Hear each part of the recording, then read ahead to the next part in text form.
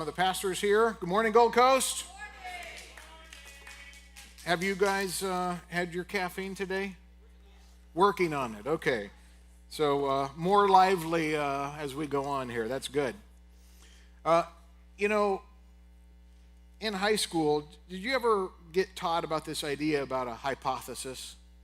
That word sound familiar to any of you? I never really understood that word very much. But the idea behind a hypothesis, it's a big idea, or it's a central truth, or it's kind of the main point of something, right, that you're trying to prove.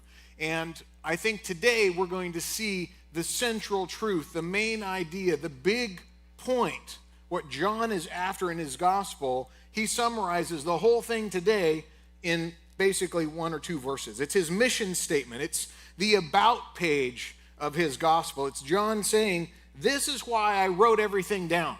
This is why I put this gospel together. And it's really beautiful.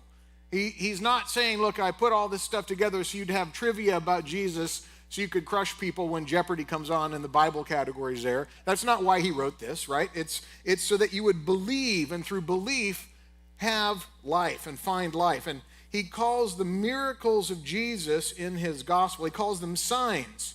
And that's really important because a sign is not a destination. A sign points you someplace. And, I love to do extreme backpacking, hiking, going out into wilderness areas. And this year we went to the Bali Middle Eel Wilderness, me and a few buddies who like a lot of suffering. And you drive 12 hours. And that gets you to the trailhead. And then you have to get out and backpack another 4 or 5 miles just to get to where base camp was. And from the trailhead, a quarter mile in, the U.S. Forest Service has put a huge sign there that says, "Welcome to the Bali Middle Eel Wilderness." Now, what if we got to that sign and we said, here we are, turned around, walked a quarter mile back to the truck and drove all the way back? Would you think that was weird? Okay, this is the coffee test. Would you think that is weird? Yes, it would be weird, because when you get to a sign says there's more beyond the sign. This is just the beginning. This is the place where you're kind of arriving. There's more to go. Keep going, because the sign is pointing you to something greater. Keep going, because the sign is saying there's secrets to unpack inside. John is saying the signs of Jesus are saying there's a kingdom of joy beyond just the sign itself. So don't stop at the sign. So let's read our passage today. 2 verses. It's John chapter 20, verses 30 and 31. If you want to turn there, you can. It's in the Gospel of John. If you need a Bible, our ushers will make sure and get one in your hands. They'll run around here. I'd love to see them scramble. Somebody quick raise their hand so we can get you a Bible. And the Gospel of John's in the New Testament, chapter 20, the last 2 verses, verse 30 and 31. Here's what he says. Now Jesus did many other signs in the presence of the disciples, which are not written in this book. But these are written so that you may believe that Jesus is the Christ, the Son of God, and that by believing you may have life in his name. Let's pray real quick. Father, we thank you for your word, which gives us life. We thank you for Jesus, for you sending the Son to us because we have life in his name, and we ask that our belief would grow and increase and be magnified today as we look at your Son and as we explore him. And for those of us who may not know you yet, I pray that you would stir us up to believe. In your name we pray. Amen. So let's be honest real quick. I think sometimes a lot of people in our culture, maybe even a lot of people in the room here, treat the Bible kind of like the terms and conditions on iTunes, right? Haven't read very many of the words. First couple sentences, maybe the very end, and all that stuff that you scroll between on the terms and conditions, you don't have a clue what it says. And they just click agree, but they've never really read very much. And then they wonder why their spiritual life feels like an expired Netflix subscription. And it's the same way when Jesus heals, when he raises the dead, when he multiplies bread. It's not just about that particular moment. It's about who he is and what the signs are pointing to. And John is concerned between faith based on miracle working and faith that's based on an essential spiritual understanding of the sign. John just doesn't want you to go, wow, Jesus was a great miracle worker. That misses the gospel. The gospel is asking this question to you. Is your faith really of the kind that can exist without any props? Is your faith that vital? Do you understand the signs? Are you seeing beyond the first level? Don't stop at the sign. Keep going deeper. And Jesus performed the signs so that people would believe in him as a Messiah, as the Messiah. He didn't do the signs so that they would believe in him as a miracle worker. That's really important to understand that. You know, C.S. Lewis said that miracles are not contradictions of nature. They are restorations of nature. Nature put back the right way under its rightful king. And every sign we see today is a preview of the world to come. When Jesus feeds the 5,000, it's not just a free lunch. It's a trailer for the great banquet of heaven. When Jesus raises Lazarus, it's not just a resuscitation. It's a teaser trailer for Easter Sunday. And so today we're going to unpack this ending, this kind of post-credits moment here of John's gospel, and see how it's perhaps the most alive thing you could ever read. Because John says, I wrote this so that you may believe, and that's the whole point of life. He didn't write it so that you may behave. He didn't write his gospel so that you may perform. He didn't write the gospel so that you can impress God with your theological gymnastics and your mastery of whatever theology you have. He wrote it so that you may believe. Pretty awesome stuff. And what we're seeing here is that Jesus, throughout the whole Gospel of John, proves his nature to us. And there are 7 signs in John's Gospel that he includes so that we may know the signs of Jesus, the signs that point to him as Messiah. And that's why the first 11 or 12 chapters are often called the book of signs, because they include all of these signs that point to Jesus as the Messiah, as the one that gives life. And he apparently did so many other signs that John couldn't even include them here. He says he did many other signs that he did in front of the disciples. But you know how expensive ink and paper are? He can't write them all out, right? It would take pages and pages and pages. So he just includes these. And the signs that he includes are all that we need to believe and trust in Jesus, which I find really amazing. John is saying, if you didn't have anything else, if you only had these, this is enough to trust and believe. And so we got to ask ourselves, what is a sign, first of all? Signs don't necessarily mean miraculous works, but they usually do. But when John uses it, he doesn't mean exclusively miracles. It also could include indications or tokens of the higher nature of Jesus and his divine commission. An example of that is the cleansing of the temple. We're going to look at that. And so why does John have these signs? He says the goal of everything that he's written is belief, not vague optimism. He's not saying, I'm spiritual but not religious. He's not saying that Jesus was a great teacher. He's saying that the point of these signs is to believe that Jesus is the Christ, the Son of God. This isn't like believe in Santa or believe in yourself, right? It's trust. It's allegiance. It's saying, I'm betting my life that Jesus is who he is, who he says he is. And can we just be honest? I think that belief is hard. I think it was hard back then. I think it's hard today. We live in a world, particularly right now, that seems allergic to certainty. People say, well, that's your truth. And I want to tell you something. That's like saying, well, that's your gravity, right? Go jump off a 3-story building and see how your gravity works out for you. There's an underlying fundamental truth that John is saying, if you believe this, It will transform you. But belief in Jesus today is seen as foolishness. But meanwhile, astrology is trending. People are charting out their life based on the position of Mars. That seems crazy to me. We're not, I don't even think in this culture, we're not even pre-Christian anymore. I think we're pre-pagan. We've kind of gone so far sideways. We've put modern skin on ancient idolatry. And, if you're a believer, the world's going to look at you and go, something's wrong with you. But C.S. Lewis said it really, really well. He said, when the whole world is running towards a cliff, the one who runs in the opposite direction appears to have lost his mind. I think the world is running towards a cliff. And I see the cliff, and I am not going to go over it. But the world thinks I'm crazy because of that. Jesus isn't one truth among many. He's the truth. And that claim then is either madness or salvation. And here's what's really interesting too. You don't have to agree with Jesus' teachings. You don't even need to know his teachings in order to believe. Isn't that interesting what he says here?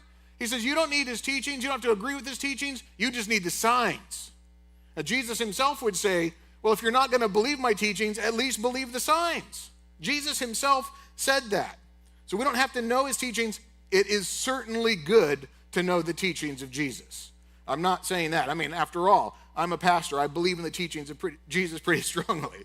Okay, but we don't need to know them to believe. What is necessary for belief is the signs and trusting in the one who did the signs. That's what John is saying. So why isn't it necessary to know the teachings of Jesus in order to believe Jesus? And I think the reason is that at their essence, teachings are about you. What should you do? How should you live? What you should think. A teaching says, if you learn these truths and do these things, you'll grow in godliness and grow closer to God. A teaching implies that if you can see something that you like, you can agree with it, right? It's something that I like. A teaching implies you're finding your way, and if you find a teacher whose philosophy you agree with, you'll go and you'll learn from them more. But signs are not about you. Signs are about the one who does the sign. The signs are about Jesus. And the signs are saying that Jesus has broken into the very fabric of reality. God himself has broken into the fabric of the world and is transforming everything. And what we think or know or do is a response to that. All you have to do is know the signs and believe the signs. You don't have to process this intellectually. You don't have to ponder it. You don't have to wonder if this is some kind of philosophy that you like. You just have to know the sign maker and know the signs to believe. It's pretty wild. And so John recorded 7 signs to prove the nature of Jesus to us. So what I'd like to do is kind of go over these 7 signs. I know some of you have still not regained consciousness after seeing that my note sheet had 7 fill in the blanks.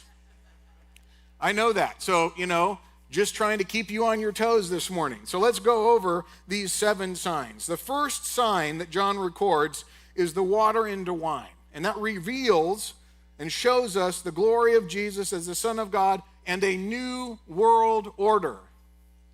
Turning water into wine shows us a new world order, because when Jesus turns that water into wine, he's saying there's going to be a whole new way of doing things. You're not going to be washed with water to be cleansed anymore. You're going to be washed with my blood to be cleansed. And this new world that I'm creating is going to overflow with so many good things. You know how much wine he made? I mean, not just a few gallons, hundreds. And it wasn't just $2 chuck. It was like the best wine that you've ever tasted.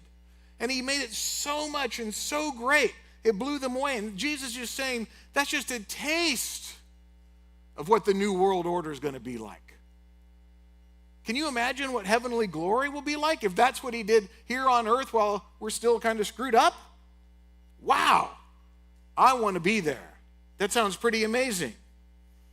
The second sign that he did, which was the cleansing of the temple, shows us the cost of freedom through the devotion of Jesus. Cleansing the temple shows us the cost of freedom. What do I mean by that? Jesus was saying, look, the old temple, the old way of doing things, the old way of trying to get close to God, I'm getting rid of that, and the new way is through me. I'm the new temple, but in order to do that, in order for you to have life, I have to die.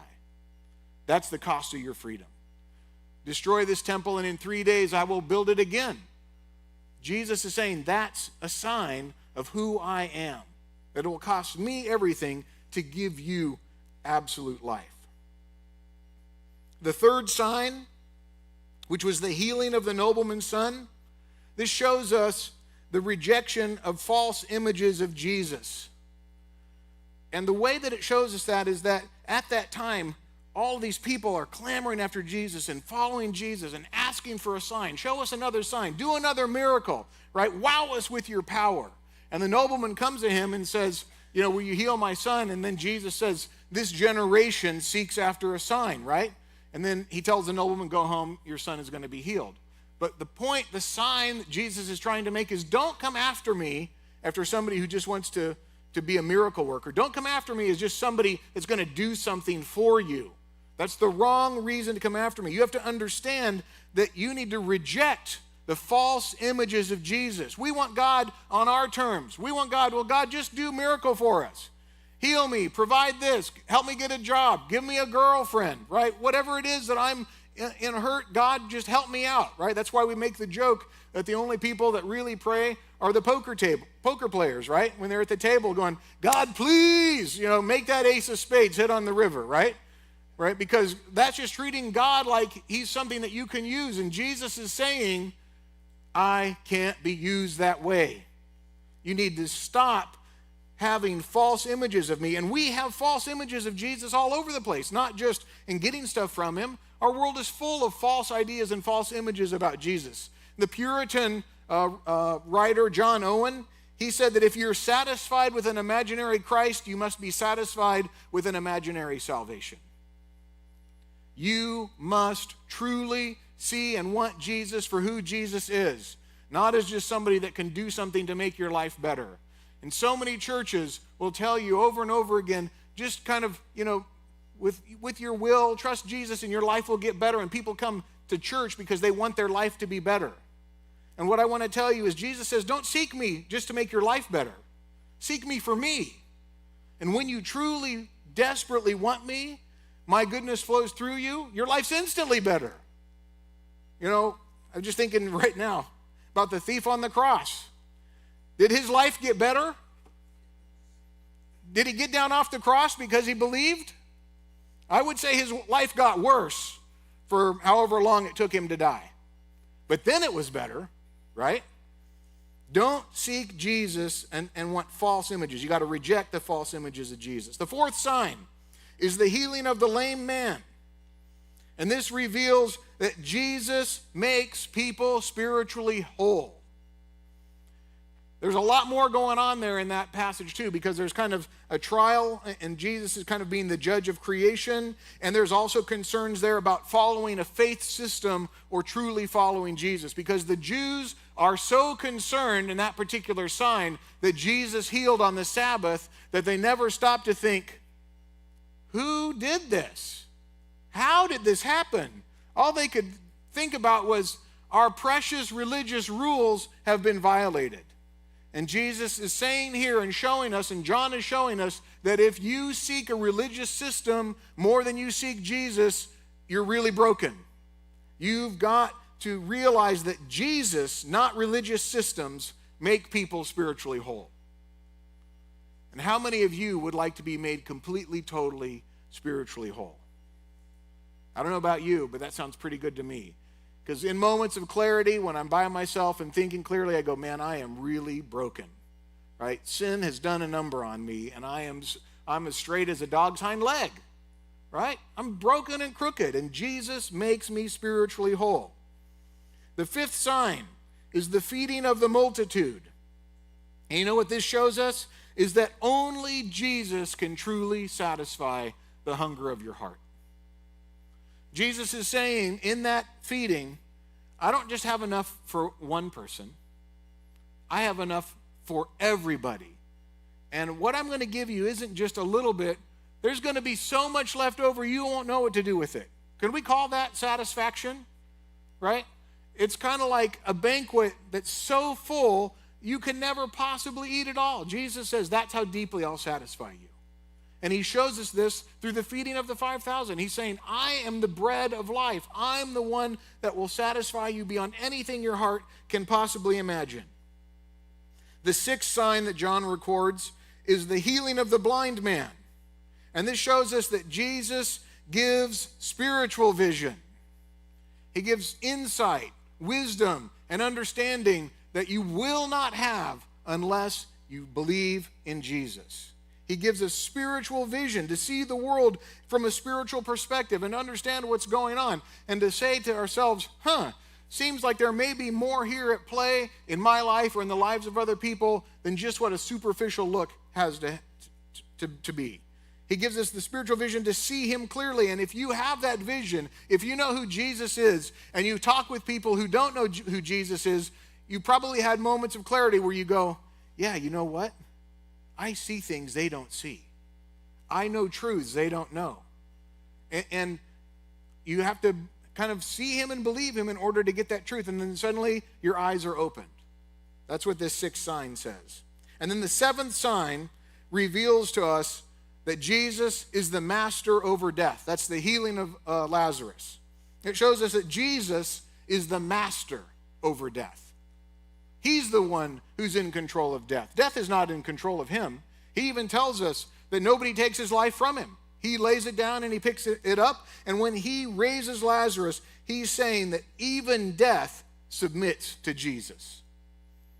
He gives life to the spiritually dead. And the way to kind of see these seven signs is both collectively and progressively. Collectively, the seven signs, the number of perfection and completeness, John reveals that he wants his readers to consider them as a whole. And when we consider the seven signs, we behold a glorious composite portrait of the Son of God. There's a writer, Andreas Kostenberger. He says it like this. He says, it's crucial to view the fourth gospel's signs not in an isolated fashion, but in their interrelationships with one another. All of the signs jointly point to various aspects of Jesus' messianic identity, authority, and mission. Any one sign may reveal a part of this mission, but taken together, the signs provide a complete picture of the Christ, who is Jesus, and with the seven signs, the whole is greater than the sum of its parts. But not only can you view them collectively, you can view them progressively because they communicate something about the nature of Jesus in each instance. The seven signs convey the truth about Jesus in a progressive way where they build on the one before it. So the seventh sign, the raising of Lazarus, is the culminating sign of the seven. It's the clearest lens through which we see the overarching significance of the rest of the seven signs. And we saw in the last chapter, the raising of Lazarus foreshadows the resurrection of Jesus. And this is substantiated because the sign involves a resurrection, and because with the narrative of the sign, Jesus declares, I am the resurrection and the life. That's author Anthony Salvaggio. So there's a progressive way to see them and a collective way to see them, and they should be impressing upon you in their completeness something that tells you Jesus is the Christ. He is the Messiah. It should be wowing you, impressing you, reaffirming you, strengthening you, shaking you. When you collectively see them, progressively see them, you should say, this is amazing. Sometimes we kind of read the gospel from a distance. Instead, I want you to read it the way John wants us to read it, which is personally. John is saying, saw these things with my own eyes, and I'm writing them down so that you can believe them. Now look, do you trust eyewitness accounts? Some of you are like, yeah, I don't know. What if a friend comes to you, a really close friend, and they say, I had the most amazing dinner last night. You've got to go to this restaurant. Do you believe them? This is another coffee check. If a friend comes to you and says, I had the most amazing meal last night, the best steak I've ever had, juices oozing out of this steak, so tender, so delicious, perfectly seasoned, amazing vegetables, awesome dessert, the service blew my mind, you've got to go there. Do you believe them? There we go. Now what if that same friend says, I saw this guy who turned water into wine. With my own two eyes, I saw it. There was water in that vase. I saw them pour it in. And when they scooped it out, there was wine there. And I thought maybe they added food coloring, but I tasted it. You won't believe it, but it actually happened. And this same guy, he healed somebody who was lame. And there was a man who had been blind from birth, and he healed his sight and made him see. And then there was this guy who was dead 3 days. And he called him out of the tomb, and he came out. And they told you this with such conviction and such passion, and you know that they are not lying. Would you believe them? And you'd start to kind of take all this into account, and that's what John is saying. Here are the signs. I saw them. You need to be moved by this. I'm not making any of this up. And then he includes all sorts of details in the gospel that you can go kind of say, well, X amount of fish, so many of this, so many of that. Like, why does he do that? Because those things really happened. So this is why he has the signs. This is what the 7 signs show. So now, how do I respond?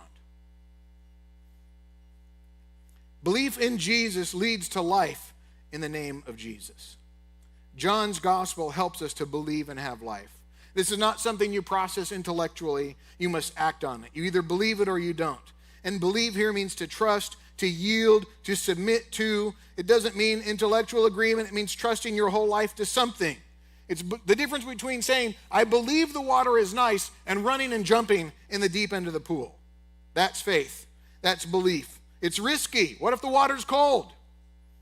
It's transformative. And John wants you to believe like that. Not just check a box on a census form, I believe in Jesus, or I'm a Christian. But jump in with both feet, right? Don't do faith like this and tiptoe in. He wants you to cannonball into grace. That's what John is saying. And if you're truly seeing the signs, you'll know that you must either submit your life to Jesus or walk away from Jesus. You can't take Jesus at half measures. If you truly see what Jesus is saying about himself and what John is writing about him here, you'll see that he's saying that Jesus is the King of the universe. He's the creator and the sustainer, and that you owe him everything. And his signs leave you no choice if you truly see them. So do you see beyond the signs to the reality they point to? If so, are you following him, believing in him, and trusting in him in half measures? Or have you kind of drifted away so it's not all there? I challenge you to take the next step if that's your case and go deeper, go farther past the sign. But if you haven't yet wrestled with the signs, if you don't follow Jesus, take a moment now to see the signs and what they say about him. A friend of mine used to say that you really only have 2 things to worry about. Whether you're healthy or whether you're sick. And if you're healthy, you have nothing to worry about. But if you're sick, you have 2 things to worry about. Whether you'll get better or whether you'll get worse. And if you get better, you have nothing to worry about. But if you're sick, you've got 2 things to worry about. Whether you'll live or whether you'll die. And if you live, you got nothing to worry about. But if you die, you got 2 things to worry about. Whether you're going to go to heaven or whether you're going to go to hell. Now, if you go to heaven, you got nothing to worry about. But if you go to hell, you got 2 things to worry about. Regular or extra crispy. John here has written this book so that you won't have anything to worry about. What does he want from you? Not applause, not agreement. He wants belief. He wrote this so that you'd stop scrolling, stop drifting, and start living. You can't binge watch your way to peace. You can't meme your way to meaning. You have to believe. Jesus is not a footnote in your life. He is the headline. He's not a chapter in your story. You're maybe a period in his. He's the king who conquered death, and if he can conquer death, he can conquer your sin, your fear, your shame, your past. And so John ends his gospel not with a period, but with an open door. Do you believe? And so as a response to that, how do we respond as believers to that? And so, this is ministry month, and it's a chance for us to respond to belief in Jesus in a very practical, real way. And that's this. If you truly believe that Jesus has come and given life and did these signs, then we want to bring that life to other people. And I can't think of a better way to do that than ministering and serving others. And so